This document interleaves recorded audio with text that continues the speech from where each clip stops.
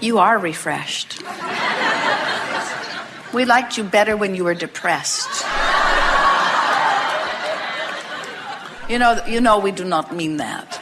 Right here, yes. Your friends like you better when you're depressed than angry, though, don't they? Hello, how are you? Extremely well. Excellent. How's Esther? Same. Yeah. Good. It's a lot of... Jerry's good too. Jerry's good. Karen. Good to know. Karen's Excellent. good. Mike. How are you? Good, very good, thank you. We're not making fun. Well, we are a little. But when you ask a question to which you know the answer is going to feel good, it's a downstream question. When you ask a question to which you know the answer is not going to feel good, that's an upstream question. So we think that's really worth thinking about. You're always safe with us because we're always good. Well, let's talk about good. I'd like to talk about the experience of unbridled joy around receiving a lot of money. And that's an experience I look forward to.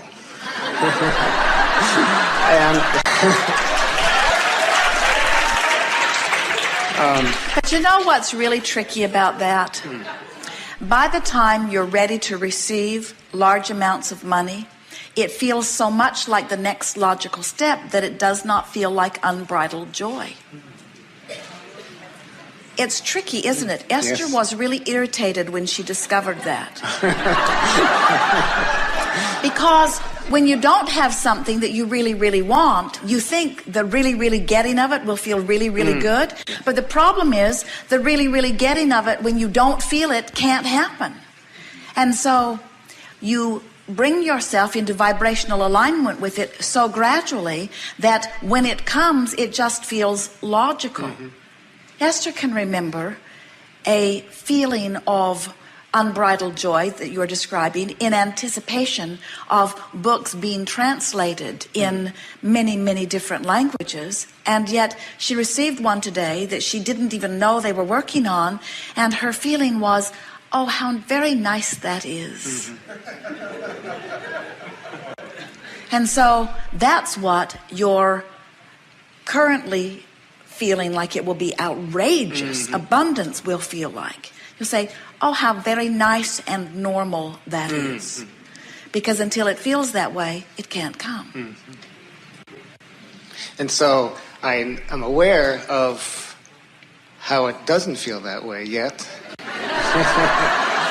And however, let us give you something here, because when we were talking about what the call of source feels like, and when you are in joy and you turn your thoughts to a downstream thought, so you come even more into alignment with source, there is this feeling of elation. And a feeling of elation is a feeling of elation. There's just no getting around it. When you are feeling despair and you turn your attention towards something, it doesn't feel like elation. It feels like something that's slightly better than despair, but it doesn't feel like elation. And so the more subjects upon which you are choosing better feeling thoughts, so that you're coaxing yourself into the normal feeling of feeling better and better, then you will feel that exhilaration as the abundance flows into your experience. And under those conditions, it will flow. I noticed that the feeling of excitement and the feeling of anxiety or fear are very similar. Feels that way. Because, now, it's so clever what you're saying here, and you're going to give us an opportunity to explain something so essential. So, I'm standing here in the absence of a lot of money that I want. And so I really want a lot of money. Life experience has caused me to ask for this and this and this, and there's a veritable fortune amassed for me in vibrational escrow. But the fortune that's amassed for me, I don't have easy, ready access to it yet, because I'm vibrating over here, beating the drum of not enough money, and it's all over there waiting for me to change my vibration to one of expectation for it. So there's a big gap between where I am and all of this abundance abundance that I'm waiting for. So when you say that feeling of excitement feels sort of like, what was the word you used? Anxiety. That's because it's not pure excitement. It's I want it but, I want it but, I want it but. In other words, you're muting the excitement with the vibration that's common to how you feel about money. You see what we're getting at? Yes. And so it's just a matter of turning and talking. Let's do it here. So talk to us about dollars. Don't try to make it the way you think it should sound. Just talk about dollars. And we're going to demonstrate how, if it's upstream or downstream. In other words, we'll help you find thoughts. And remember, you don't have to find a thought and turn and make it go fast. You just have to stop this thought and the stream will turn you. Well, I'll start where I start.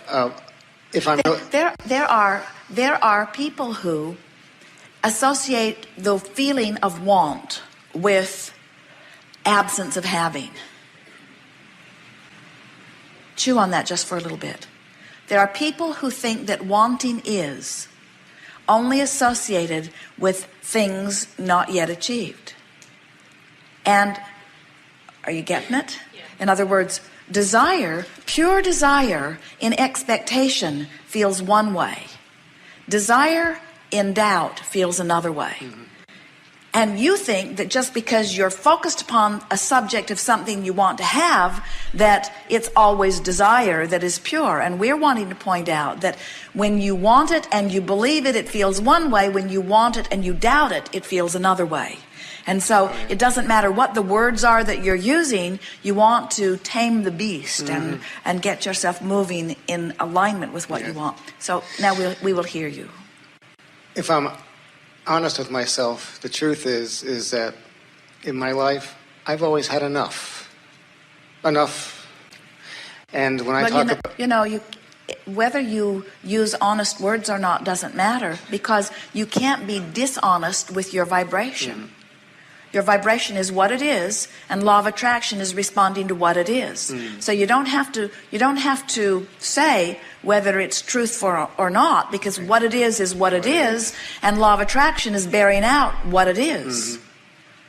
So if what it is enough, then don't change anything. And if what is not enough, then change some things. Well, here's the dilemma, is that in one sense, I've had enough. I've had enough. Money is... I've had enough money too. But you see, that statement is not even accurate on any level. And let us tell you why. Anyone who says, I have enough, is... Now stay with us a little bit. You're going to balk at this a little bit, because it's going to sound different than you want source energy to sound.